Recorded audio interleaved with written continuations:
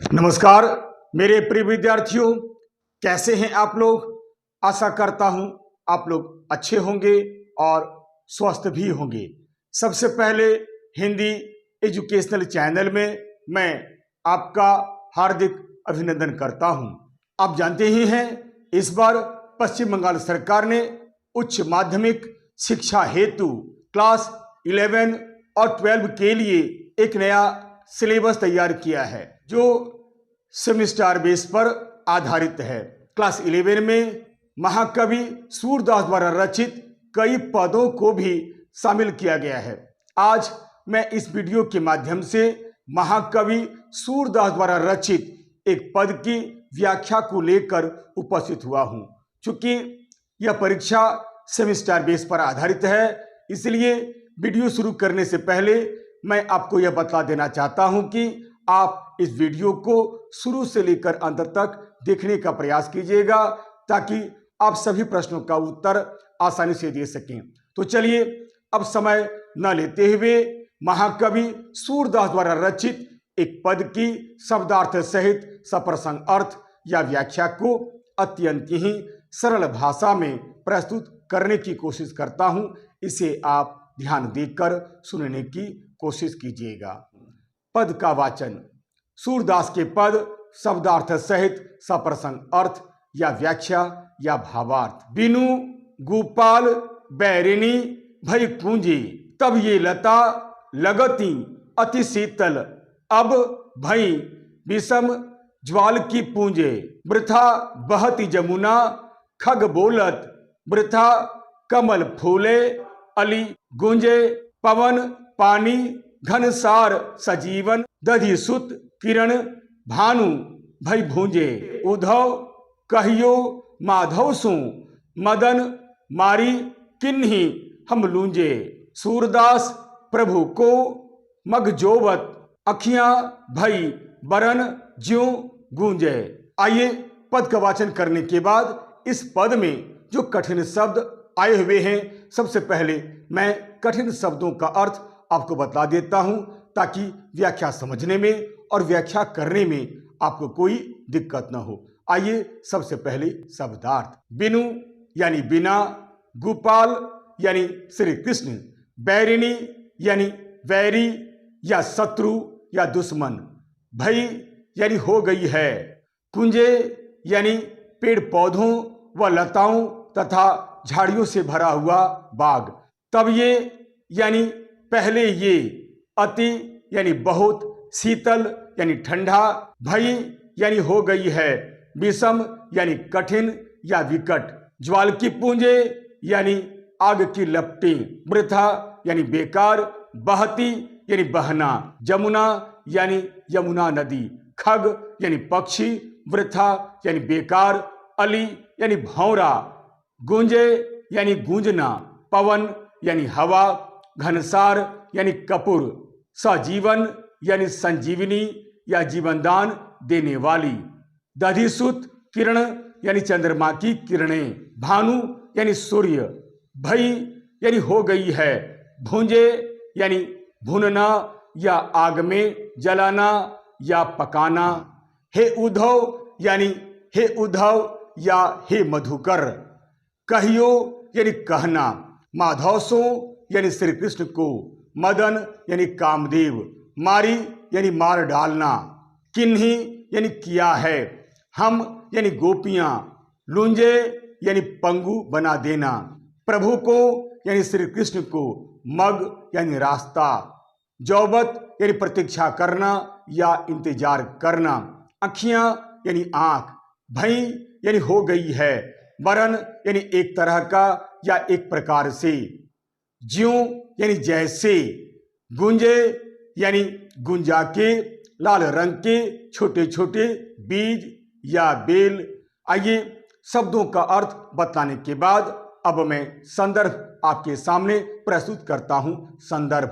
प्रस्तुत पंक्तियां हमारी पाठ्य पुस्तक, यहां पर आप पुस्तक का नाम दे सकते हैं, के पाठ सूरदास के पद नामक शीर्षक कविता से ली गई है। इस कविता के रचनाकार महाकवि सूरदास जी हैं। महाकवि सूरदास भक्ति काल के एक महान कवि तथा प्रभु श्री कृष्ण के अनन्य भक्त हैं। इन्हें हिंदी का सूर्य भी कहा जाता है।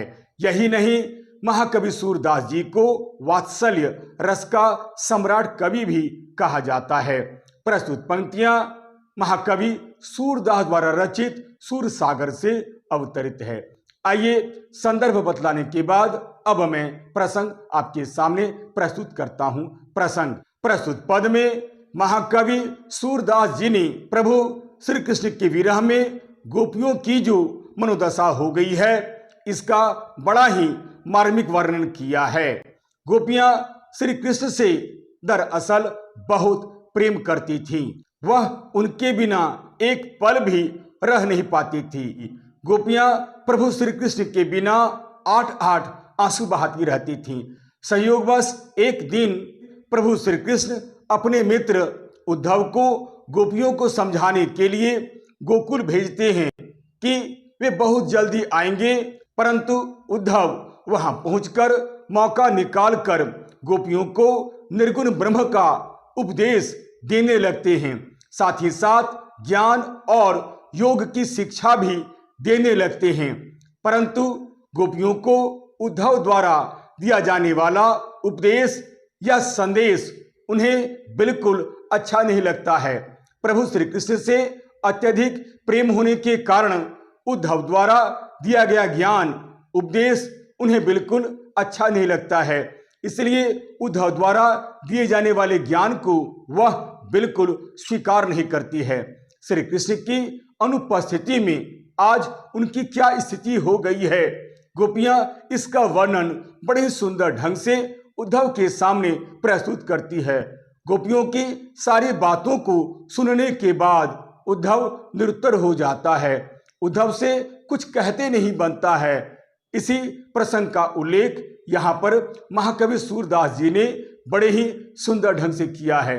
आइए अब मैं पहले की भांति एक एक पंक्ति को पढ़ूंगा, फिर शब्दों का अर्थ बतलाते हुए इसकी व्याख्या आपके सामने प्रस्तुत करने का प्रयास करूंगा, ताकि पंक्ति का अर्थ आपको अच्छी तरह समझ में आ जाए। चलिए शुरू करता हूं। पहली पंक्ति, बिनु गोपाल बैरिणी भय कुंजे। बिनु यानी बिना, गोपाल यानी श्री कृष्ण, बैरिणी यानी वैरी या शत्रु या दुश्मन, भई यानी हो गई है, कुंजे यानी पेड़ पौधे व लताएं तथा झाड़ियों से भरा हुआ उपवन या बाग। बिनु गोपाल बैरिणी भय कुंजे यानी श्री कृष्ण के विरह में व्यथित ब्रज में रहने वाली गोपियां उद्धव से अपनी विरह व्यथा का वर्णन करते हुए कहती हैं कि हे उद्धव, अब हम अपने बारे में तुमसे क्या कहें, अब तो हमें कुछ भी अच्छा नहीं लगता है। बिनु गोपाल बैरिणी भय कुंजी यानी श्री कृष्ण के बिना ये पेड़ पौधे अब तो हमारे लिए बिल्कुल शत्रु के समान प्रतीत होने लगे हैं। गोपियों को सुख प्रदान करने वाली चीजें अब दुखदायिनी बन गई है।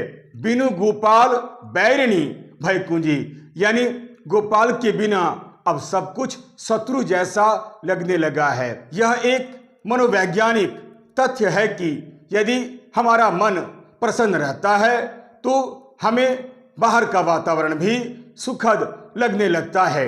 जब श्री कृष्ण गोपियों के साथ थे उस समय गोपियों का मन बहुत प्रसन्न रहता था।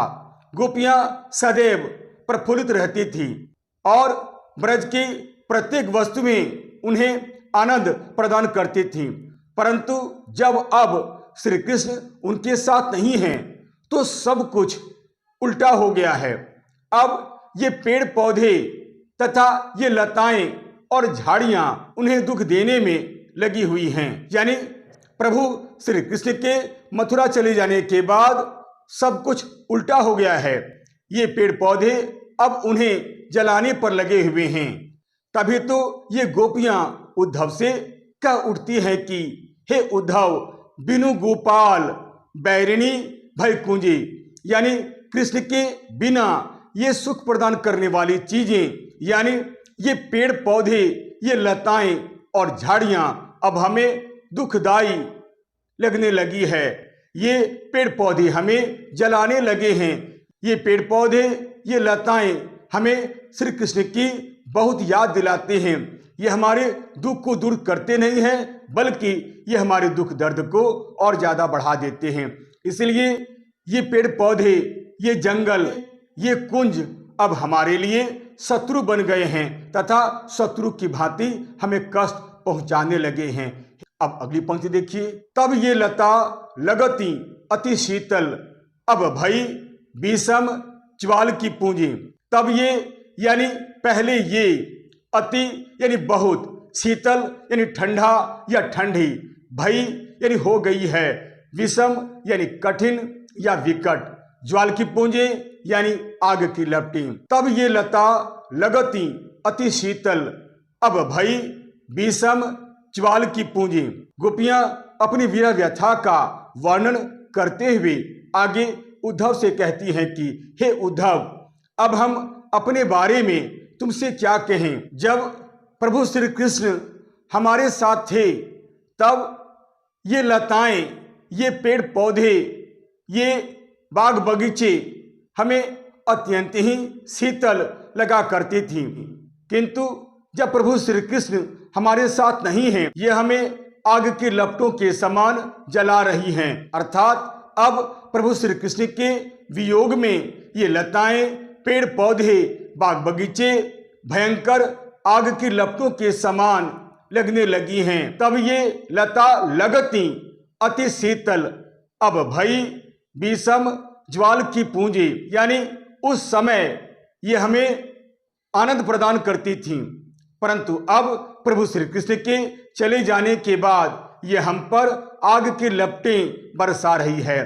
कहने का अर्थ यह है कि जब श्री कृष्ण हमारे साथ थे उस समय ये लताएं हमें हर प्रकार से सुख प्रदान करती थीं, हमारे प्रेम भाव को बढ़ाने का प्रयास करती थीं। परंतु अब स्थिति यह है कि जब प्रभु श्री कृष्ण हमारे पास नहीं हैं तो ये लताएं, ये पेड़ पौधे, ये बाग बगीचे, ये झाड़ियां हमें दुख देने पर तुली हुई हैं। ये आग के समान हमको दाह रही हैं, हमारे मन में कष्ट पहुंचा रही है। अब अगली पंक्ति देखिए। वृथा बहती जमुना खग बोलत, वृथा कमल फूले अली गूंजे। वृथा यानी व्यर्थ, बहती यानी बहना, जमुना यानी यमुना नदी, खग यानी पक्षी, वृथा यानी बेकार, अली यानी भौरा, गूंजे यानी गूंजना। वृथा बहती जमुना खग बोलत, वृथा कमल फूले अली गूंजे। गोपियां अपनी विरह व्यथा का वर्णन करते हुए उद्धव से आगे कहती हैं कि हे उद्धव, हमें यह लगता है कि कृष्ण के बिना अब तो जमुना नदी भी व्यर्थ ही बह रही है, व्यर्थ ही अब पक्षी बोल रहे हैं, और तो और व्यर्थ ही कमल फूल भी खिल रहे हैं। यही नहीं, अब भंवरे भी फूलों पर बेकार ही मंडराते हुए गुंजन कर रहे हैं। वृथा बहती जमुना खग बोलत, वृथा कमल फूले अली गूंजे। यानी अब सब कुछ व्यर्थ हो गया है। जब प्रभु श्री कृष्ण नहीं हैं तो कुछ भी हमें अच्छा नहीं लगता है। हमें अब जमुना नदी का बहना भी व्यर्थ ही लगता है, पक्षियों का कलरव भी हमें अब व्यर्थ लगने लगा है। ये कमल भी अब बेकार ही विकसित हो रहे हैं, और तो और भौरों के गुंजन में भी अब कोई मोहकता नहीं है। यानी भौरों का गुंजन भी अब हमें बिल्कुल अच्छा नहीं लगता है, हमें कहीं भी अच्छा नहीं लगता है, हमें कुछ भी अच्छा नहीं लग रहा है। कहने का अर्थ यह है कि श्री कृष्ण की उपस्थिति में प्रकृति के ये सारे उपादान हमें सुख पहुंचाते थे, हमें आनंद देने का प्रयास करते थे, परंतु श्री कृष्ण जब नहीं हैं, उनके चले जाने के बाद प्रकृति के सारे उपादान अब हमें कष्ट पहुंचाने पर लगे हुए हैं। अब हमें सब कुछ व्यर्थ लगने लगा है। अब अगली पंक्ति देखिए, पवन पानी, घनसार सजीवन, दधिसुत किरण, भानु भय भूंजे। पवन यानी हवा, घनसार यानी कपूर, सजीवन यानी संजीवनी या जीवनदान देने वाली या सुख प्रदान करने वाली चीजें, दधिसुत किरण यानी चंद्रमा की किरणें, भानु यानी सूर्य, भई यानी हो गई है, भूंजे यानी भूनना या आग में जलाना या आग में पकाना या भून डालना। पवन पानी, घनसार सजीवन, दधिसुत किरण, भानु भय भूंजे। गोपियां अपनी वीरा व्यथा का वर्णन करते हुए आगे उद्धव से कहती है कि हे उद्धव, अब हम अपनी स्थिति के बारे में तुमसे क्या कहें। हमारी स्थिति बहुत ही शोचनीय हो गई है। प्रभु श्री कृष्ण के बिना अब हमारा जीना व्यर्थ लगने लगा है। पवन पानी, घनसार सजीवन, दधिसुत किरण, भानु भय भूंजी। यानी प्रभु श्री कृष्ण के चले जाने के बाद जो पवन, जो हवा, जो पानी यानी जो जल, जो कर्पूर और जो चंद्रमा की किरणें हमें संजीवनी के समान शीतल और जीवनदान देने वाली लगती थी, हमारे तन मन को प्रसन्न करने वाली लगती थी, अब उनके चले जाने के बाद वे ही अब हमें कष्टदायक प्रतीत होने लगी है। यानी प्रभु श्री कृष्ण के न रहने पर वे ही चीजें अब हमें सूर्य की किरणों के समान जलाने लगी है। पवन पानी, घनसार सजीवन, दधिसुत किरण, भानु भय भूंजे। यानी अब हमें कुछ भी अच्छा नहीं लगता है। जो हवा, जो जल, जो कर्पूर, जो चंद्रमा हमें सुख प्रदान करता था, अब हमें ये सभी मिलकर दुख देने में लगे हुए हैं। वायु, जल, कर्पूर और चंद्रमा की किरणें जैसे शीतल पदार्थ भी अब हमें सूर्य के समान भूनने में लगे हुए हैं। अब ये सभी भूनने वाले लगने लगे हैं, ये सभी हमें कष्ट पहुंचाने वाले लगे हुए हैं। वियोग के क्षणों में ये सारी चीजें अब हमें कष्ट देने पर तुले हुए हैं। अर्थात संयोग की घड़ी में जो चीजें हम पर अनुकूल प्रभाव डालती थीं, वही वियोग की घड़ी में हम पर प्रतिकूल प्रभाव डालने लगी है। प्रकृति के सारे उपादान अब हमें कष्ट देने पर लगे हुए हैं। अब अगली पंक्ति देखिए, हे उद्धव कहियो माधव सो, मदन मारी किन्ही हम लूंजे। हे उद्धव यानी हे मधुकर, हे उद्धव, कहियो यानी कहना, माधव सो यानी प्रभु श्री कृष्ण से, मदन यानी कामदेव, मारी यानी मार डालना, किन्ही यानी किया है, हम यानी गोपियां, लुंजे यानी एक प्रकार से पंगु बना डालना। हे उद्धव कहियो माधव सो, मदन मारी किन्ही हम लुंजे। गोपियां अपनी वीरा व्यथा का वर्णन करते हुए उद्धव से आगे कहती है कि हे उद्धव, जब तुम लौटकर मथुरा जाओगे तब माधव जी से मिलकर यह अवश्य कह देना कि कामदेव ने हमें मार मार कर एक तरह से लुंज पुंज बना दिया है। यानी कृष्ण के विरह में गोपियों का शरीर दिन प्रतिदिन क्षीण होता जा रहा है। प्रभु श्री कृष्ण के विरह में गोपियां दिन प्रतिदिन दुबली पतली होती जा रही है, गोपियां दिन प्रतिदिन कमजोर होती जा रही है। हे उद्धव कहियो माधव सो, यानी हे उद्धव माधव से जाकर कह देना कि हमारी स्थिति बिल्कुल अच्छी नहीं है। हे उद्धव कहियो माधव सो, मदन मारी किन्ही हम लूंजे। अर्थात श्री कृष्ण के विरह में डूबी वियोगिनी गोपियां उद्धव से अंत में विनती करते हुए कहती हैं कि हे उद्धव, तुम जाकर प्रभु श्री कृष्ण को अवश्य बतला देना, उनसे हमारी बातें अवश्य कह देना कि तुम्हारा अभाव विरह रूपी छुरी बनकर हमारे यानी गोपियों के अंग प्रत्यंग को एक तरह से पंगु बना दिया है। यानी तुम एक तरह से अपने हाथ में विरह रूपी छुरी को लेकर क्यों गोपियों को पंगु बना रहे हो, अर्थात तुम गोपियों को इतना कष्ट क्यों दे रहे हो। हे उद्धव, तुम जाकर प्रभु श्री कृष्ण से अवश्य कह देना कि तुम आखिर गोपियों को इतना दंड क्यों दे रहे हो, क्यों तुम जाकर उन्हें दर्शन नहीं दे रहे हो।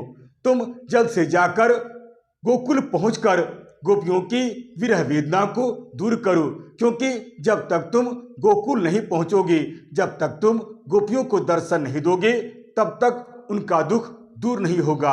अतः हे प्रभु, जल्द से जल्द तुम जाकर गोपियों के दुख को दूर करो। अब मैं इस पद्यांश की अंतिम पंक्ति पढ़ता हूं, फिर अर्थ बतलाते हुए इसकी व्याख्या करता हूं। अंतिम पंक्ति। सूरदास प्रभु को मग जोवत अखियां भई बरन ज्यों गूंजे।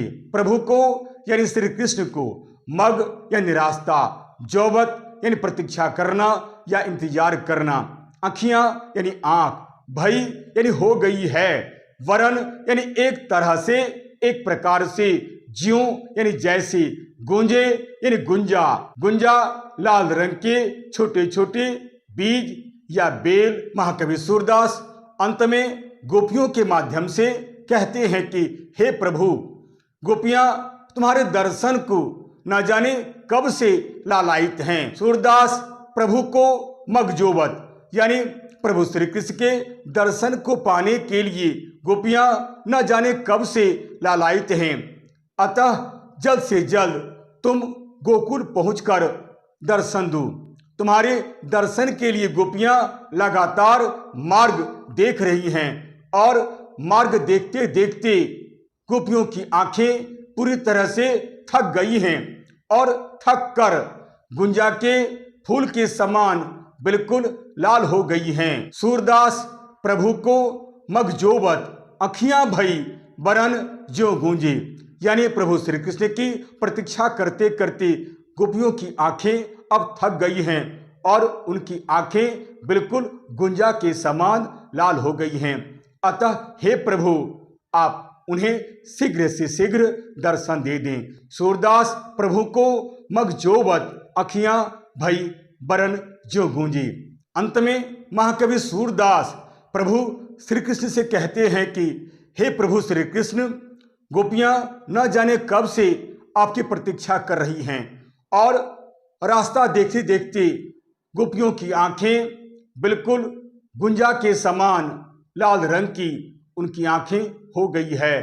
अर्थात तुम जल्द से जल्द पहुंचकर उन्हें दर्शन दो, उनकी व्यथा को, उनकी पीड़ा को दूर करो।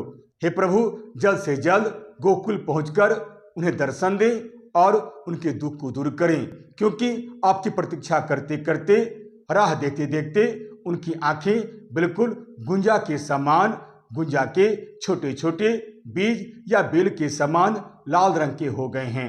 धीरे धीरे गोपियां कमजोर भी हो गई हैं। अतः जल्द से जल्द गोकुल पहुंचकर आप उन्हें दर्शन दें। आइए, व्याख्या पूरा हो जाने के बाद अब मैं विशेष आपके सामने प्रस्तुत करता हूं। विशेष प्रस्तुत पद में गोपियों का विरह वर्णन बड़े सुंदर ढंग से हुआ है। यह पद बहुत ही मार्मिक एवं हृदय स्पर्शी है। इस पद के माध्यम से जहां हमें गोपियों के हृदय में प्रभु श्री कृष्ण के प्रति अपार प्रेम होने का पता चलता है, वहीं दूसरी ओर निर्गुण ब्रह्म अर्थात ज्ञान और योग के प्रति आक्रोश भी दिखलाई पड़ता है। इस पद में सगुण ब्रह्म की प्रतिष्ठा दिखलाई पड़ती है, तो दूसरी ओर निर्गुण ब्रह्म का विरोध भी दिखलाई पड़ता है। इस पद में संयोग श्रृंगार के साथ साथ वियोग श्रृंगार का भी बड़ा ही सुंदर चित्रण हुआ है, परंतु प्रधानता वियोग श्रृंगार की है। इस पद में रूपक और अनुप्रास अलंकार का प्रयोग हुआ है। प्रस्तुत पद की भाषा ब्रज भाषा है। भाषा सरल, सरस तथा व्यंग्य प्रधान है। यहाँ माधुर्य गुण दिखलाई पड़ता है। आशा करता हूँ आप इस पद की व्याख्या को अच्छी तरह समझ गए होंगे। यदि आपको यह वीडियो अच्छा लगता है, उपयोगी लगता है, सार गर्भित लगता है, तो आप इसे लाइक करें, शेयर करें और तो और सब्सक्राइब करना बिल्कुल नहीं भूलें। तब तक के लिए नमस्कार, धन्यवाद।